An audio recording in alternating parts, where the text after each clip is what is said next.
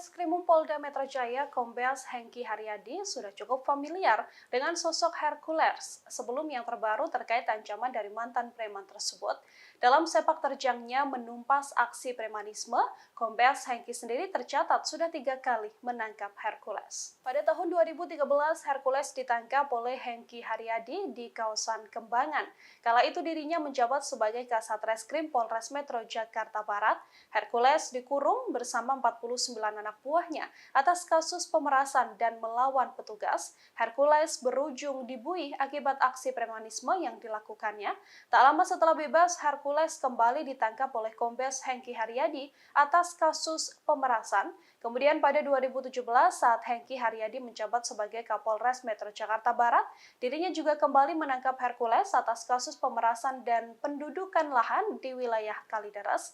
Saat dikonfirmasi, Hengki sendiri juga membenarkan dirinya tercatat sudah 3 kali menangkap mantan preman tersebut. Kini Kombes Hengki juga mengaku tak segan akan kembali menangkap Hercules apabila terbukti melakukan tindak pidana. Hal ini merespon tantangan dari Hercules pada dirinya.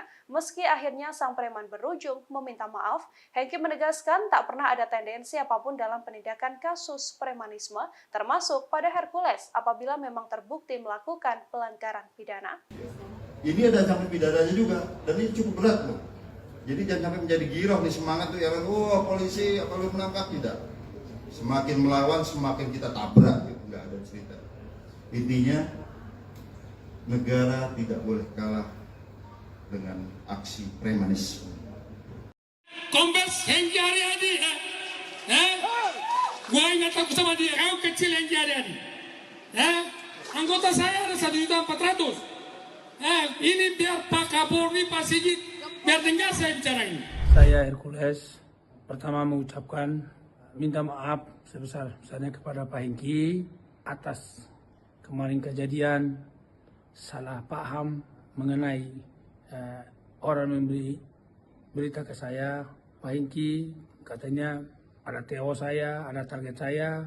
Ternyata itu tanggapan terhadap orang itu ternyata salah. Sampai ke acara saya ada sedikitnya spontanitas di luar kesadaran. Ya ada saya mengeluarkan kata-kata yang kurang baik. Nah, dan saya pribadi mohon kepada teman-teman media tidak usah terlalu diperpanjang, tidak usah terlalu diekspos berita ini. Jadi